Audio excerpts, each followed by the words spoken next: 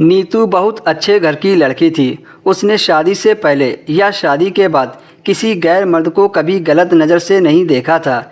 नीतू बहुत खूबसूरत महिला थी। उस पर कई लोगों ने डोरे डालने शुरू किए, लेकिन नीतू ने कभी किसी पुरुष को भाव नहीं दिया। नीतू के घर में एक नौकरानी काम करती थी जिसका नाम विमला था। वो ज़्यादा खूबसूरत तो नहीं थी, पर नए नक्श बड़े कमाल के थे। विमला का पति दूसरे शहर में ऑटो चालक था। नीतू ने नौकरानी विमला को अपने घर पर ही रखा हुआ था। विमला घर का काम बहुत सलीके से करती थी। नीतू को उस पर बहुत भरोसा था। वो विमला को नौकरानी कम अपनी सहेली ज़्यादा मानती थी। एक दिन नीतू के पति को कुछ बिजनेस के काम से एक सप्ताह के लिए बाहर जाना था। घर में सिर्फ नीतू और विमला रह गई। विमला ने नीतू से बोला, मैडम साहब घर पर नहीं हैं, अगर आपकी परमिशन हो तो मैं अपने पति को बुला लूं। बहुत दिन हो गए उनसे नहीं मिली हूं। नीतू खूब ठहाका लगाकर हंसने लगी और बोली, अच्छा इतनी याद आ रही है तो हमसे पूछने की क्या बात है, बुला ले। विमला ने कहा, थैंक यू मैडम, आप बहुत अच्छी हैं। उसके बाद विमला का पति शाम को नीतू के घर आ गया। विमला का पति अखिलेश 35 साल का आदमी था। दिखने में काला था लेकिन हट्टा कट्टा था।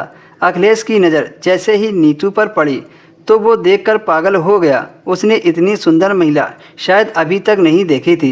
अखिलेश अपनी पत्नी से बोला, अरे मैम साहब तो सच में परी हैं, तूने जितना बताया था उससे भी ज़्यादा खूबसूरत हैं। विमला बोली, हाँ मेरी मैम साहब परी से भी ज़्यादा सुंदर हैं। जितना सुंदर इनका रूप है उतना ही सुंदर इनका दिल है। नीतू बोली, आप लोग भी ना, और मन ही मन तारीफ सुनकर खुश होते हुए बोली, इतनी भी सुंदर नहीं हूँ।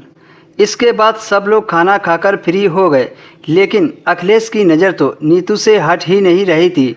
नीतू को अखिलेश के बारे में खबर नहीं थी। उसके बाद सब सोने चले गए।